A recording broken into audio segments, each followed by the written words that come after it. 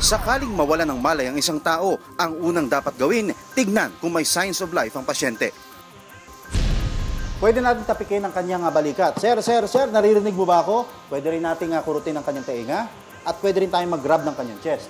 Pero kung wala tayong makuhang reaction mula sa ating pasyente, ay pwede tayong gumamit ng look, listen, and feel technique. Sa tabi ng kanyang Adam's apple ay mararamdaman, makakapa ang kanyang pulso. At habang pinupulsuhan natin ng ating pasyente, pwede natin ilapit ang ating tainga sa kanyang bibig habang pinakikinggan ang paglabas ng hangin sa kanyang bibig.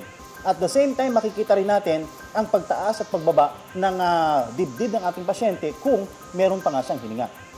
Kung walang signs of life, agad tumawag ng tulong katulad ng Rescue 5. Pagkatapos tumawag ng rescue team, agad magsagawa ng chest compression.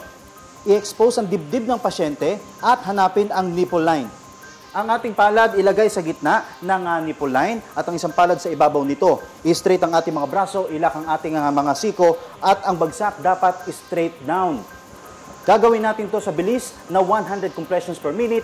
Dapat ang bawat isang compression nasa 2 pulgada ang lalim.